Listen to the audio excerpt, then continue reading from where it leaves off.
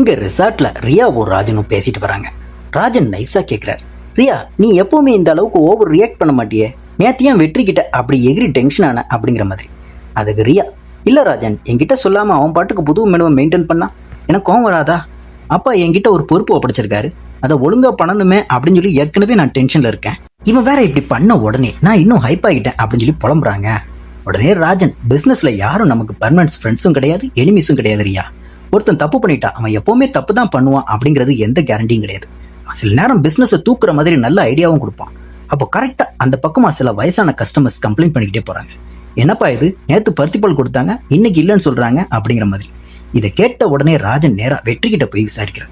வெற்றி, இல்ல சார் எல்லாரும் பருத்திப்பால் கேட்டாங்க, ஆனா மேடம் நேத்து ஸ்ட்ரிக்டா வேண்டான்னு சொன்னதுனால நான் இல்லைன்னு சொல்லிட்டேன் அப்படின்னு சொல்லி விசுவாசமா சொல்றாரு. ராஜன் உடனே ரியா கிட்ட வந்து, பாத்தியா ரியா, உனக்கு தான் அது பிடிக்கல, ஆனா ரிசார்ட்டுக்கு வந்த கஸ்டமர்ஸ்க்கு ரொம்பவே பிடிச்சிருக்கு. சோ வெற்றியோட ஐடியா பிசினஸ் நல்லதுதான், நீ கொஞ்சம் திங்க் பண்ணி டிசைட் பண்ணு அப்படின்னு சொல்லி சொல்றாரு. ரியாவும், நீ சொல்றது கரெக்ட் தான் ராஜன், நான் தான் கொஞ்சம் ஓவர் ரியாக்ட் பண்ணிட்டேன் அப்படின்னு சொல்லி யோசிக்க ஆரம்பிக்கிறாங்க. இங்க மெயின் கிச்சன்ல வேணி நம்ம ரம்யாவுக்கு பாஸ்தா எப்படி பண்ணணும் அப்படிங்கிற மாதிரி சொல்லி கொடுத்துட்டு இருக்காங்க. அந்த டைம்ல அங்க வர்ற ஐஷு, வேணி ஒரு பேஸ்ட்ரி ஆர்டர் வந்திருக்கு, நீ போய் அதை கவனி அப்படின்னு சொல்லிட்டு ரம்யாவுக்கு சமையல் கத்து கொடுக்க ஆரம்பிக்கிறாங்க.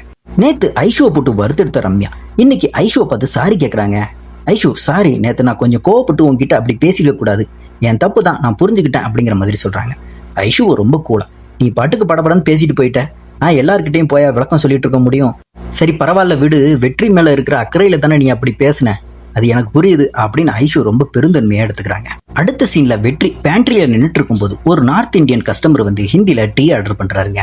நம்ம வெற்றிக்கு தான் ஹிந்தி தெரியாதே, அவரும் முடிச்சுக்கிட்டே சாய் சாய் தோ அப்படின்னு ஏதோ ஒரு மேனேஜ் பண்ணிக்கிட்டு இருக்காரு. அந்த டைம்ல கரெக்டா ரியா அங்க வராங்க. வெற்றி, உங்ககிட்ட கொஞ்சம் பேசணும் அப்படின்னு சொன்ன உடனே வெற்றிக்கு ஹார்ட் பீட்டை நின்றுடுச்சுங்க. நேத்து விட்ட டோஸ் நினைப்புக்கு வர, ஐயோ மேடம் நேத்து நான் பண்ணது தப்பு தான், சாரி மேடம் அப்படின்னு பதறாரு.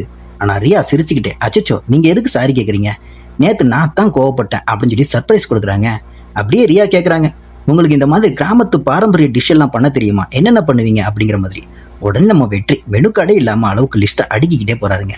மேடம் கீரை வடை, கவுனி அரிசி வடை, ராகி வடை, வாழைப்பூ வடை பண்ணுவேன், அது மட்டும் இல்லாம பனங்கிழங்கு ஓலை கொழுக்கட்டை, பனங்கிழங்கு ரோஸ்ட், ஜவ்வரிசி பால்னு எல்லாமே பண்ணுவேன் மேடம் அப்படிங்கிற மாதிரி சொல்றாங்க.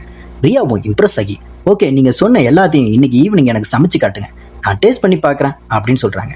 வெற்றி செம ஹாப்பி ஆகி, ஈவினிங்குள்ள எல்லாத்தையும் ரெடி பண்ணிட்டு உங்களை கூப்பிடுறேன் மேம், இந்த ரெசார்ட்ல நீங்க தான் ரொம்ப குட் அப்படின்னு ஐஸ் வைக்கிறாரு. அப்புறம் மேடம் உங்க உடம்ப பாத்துக்குங்க, ரொம்ப ஸ்ட்ரெயின் பண்ணாதீங்க அப்படின்னு கேரிங்கா சொல்ல ரியாவும் அங்கிருந்து சிரிச்சுக்கிட்டே அப்படி கிளம்புறாங்க. ரியா போன உடனே ரம்யா அங்க வந்து, வெற்றி நான் ஐஷு கிட்ட சாரி கேட்டேன் அப்படின்னு சொல்றாங்க. வெற்றிக்கு கண்ணுல ஆசையோட, அப்படியா அவ என்ன சொன்னா அப்படிங்கிற மாதிரி ஆர்வமா கேட்கறாங்க. ரம்யாவும், அவன் உன் மேல இருக்கிற அக்கறையில தானே பேசினேன் அப்படின்னு சொல்லி பரவாயில்லன்னு சொல்லிட்டா அப்படிங்கிற மாதிரி சொல்றாங்க. ஐஷு தன்னை பத்தி தப்பா நினைக்கலன்னு தெரிஞ்ச உடனே வெற்றிக்கு ஒரே குஷிங்க. அந்த ஹாப்பினஸ்ல ரம்யாவுக்கு கேரளா ஸ்டைல்ல நெய் சர்க்கரை எல்லாம் அள்ளி போட்டு ஒரு மாசான பலாப்பழ அல்வா கிண்டி கொடுக்குறாருங்க. ரம்யாவும் அதை சாப்பிட்டுட்டு செமையா இருக்குடா அப்படிங்கிற மாதிரி பாராட்டிட்டு போறாங்க. இப்ப நெடுமாறன் கிச்சன் பக்கமா நடந்து வராருங்க. ஆப்போசிட்ல ரம்யா வரதை பார்த்துட்டு, இங்க என்ன பண்ற வேலை நேரத்துல அப்படிங்கிற மாதிரி ஸ்ட்ரிக்டா கேட்கிறாரு. ரம்யாவும் மழுப்பலா, எல்லா வேலையும் முடிச்சிட்டேன் செஃப் சாண தேடி தான் இந்த பக்கம் வந்தேன் அப்படிங்கிற மாதிரி சொல்றாங்க. உடனே நெடுமாறன் அவங்களை கையோட கூட்டிட்டு போய் ஒரு ரூம் கதவை திறக்கிறாருங்க. இதுதான் டீப் ஃப்ரீசர் ரூம், இதுக்குள்ளதான் மீட், மட்டன், சிக்கன், பிரான் எல்லாத்தையும் ஸ்டாக் வைப்போம் அப்படின்னு உள்ள கூட்டிட்டு போய் எக்ஸ்பிளைன் பண்றாரு. நம்ம ரிசப்ஷனிஸ்ட் பிரியா இவங்களை ஃபாலோ பண்ணிக்கிட்டு பின்னாடியே வராங்க. யாருக்கோ ஃபோன் பண்ணி நான் அந்த இடத்துக்கு வந்துட்டேன், என் கண்ணு முன்னாடி தான் நெடுமாறன் நிக்கிறாரு அப்படிங்கிற மாதிரி பேசுறாங்க. மொத்த கோமும் நம்ம நெடுமாறன் மேலதான் போல, அதுக்காக ஐஷுவை பழிவாங்க இப்படி ஒரு பிளான் பண்றாங்க போல தெரியுதுங்க.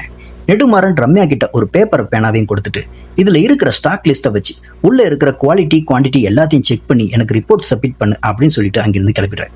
ரம்யாவும் உள்ள சின்சியரா வேலை பார்க்க ஆரம்பிக்கிறாங்க. இதை நோட் பண்ண பிரியா நைஸா வந்து அந்த டீப் ஃப்ரீசர் ரூம் கதவை வெளியே இருந்து லாக் பண்ணிட்டு எஸ்கேப் ஆயிடுறாங்க. இன்னொரு பக்கம் வெற்றி தான் செஞ்ச எல்லா பாரம்பரிய டிஷ்ஷையும் ரியாவுக்கு வச்சு டேஸ்ட் பார்க்க வைக்கிறாருங்க. ரியா சாப்பிட்டு பார்த்துட்டு 2 டிஷ் கொஞ்சம் சுமாரா தான் இருக்கு வெற்றி, ஆனா மத்த 2 டிஷ் அல்டிமேட், இருந்தாலும் உங்ககிட்ட இருந்து நான் இன்னும் கொஞ்சம் பெஸ்டா எதிர்பார்க்கறேன் அப்படின்னு சொல்லிட்டு ஹாப்பியா கிளம்புறாங்க. வெற்றியோட அசிஸ்டன்ட் பாட்டாவும் அதை டேஸ்ட் பண்ணிட்டு, என்னையா கையில வித்த வச்சிருக்கிற, இவ்வளவு சூப்பரா சமைக்கிற அப்படின்னு வெற்றியை கொண்டாடுறாரு.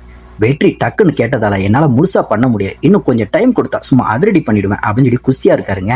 அப்படியே சீன் கட் பண்ணா நைட்டு பவானி அக்கா கடையில வெற்றியும் பாண்டியும் வேலை பார்த்துட்டு இருக்காங்க. பவானி அக்கா போனை பார்த்துட்டு டென்ஷனா இருக்காங்க. இந்த ரம்யா எங்க போனானே தெரியல, ஒருவேளை ஃப்ரெண்டோட வீட்டுக்கு போயிட்டு ரூமுக்கு வந்து தூங்கிட்டாளா என்னவோ அப்படின்னு சொல்லி புலம்புறாங்க. வெற்றி நம்ம கிட்ட கூட சொல்லாம எங்க போயிருப்பா அப்படிங்கிற மாதிரி கேஷுவலா நினைக்கிறாரு. இந்த பக்கம் டீப் ஃப்ரீசர் ரூம்குள்ள ரம்யா குளிர் தாங்க முடியாம நடுங்கிட்டு இருக்காங்க. யாராச்சும் கதவை தரங்க ப்ளீஸ் அப்படின்னு சொல்லி அழுதுகிட்டே கத்துறாங்க. ஆனால் சத்தம் வெளியே கேட்கவே இல்லைங்க. குளிரில் அவங்க மூக்கெல்லாம் செவந்து ரோஸ் கலர்ல ஆயிடுது. உதடெல்லாம் வாடி போகுது. அப்போ அங்கே வெஜிடபிள் காயாம இருக்க சுற்றி வைக்கிற கிளிங் ராப் இருக்கிறத ரம்யா பார்க்குறாங்க. குளிர இருந்து தப்பிக்க வேற வழியே இல்லாமல் தன்னைத்தானே அந்த ஷீட்டால ஃபுல்லாக சுற்றி ராக் பண்ணிக்கிறாங்க. உயிருக்கு போராடிக்கிட்டு இருக்காங்க அங்கே ரம்யா. அப்படி இந்த எபிசோட இங்கே முடிக்கிறாங்க.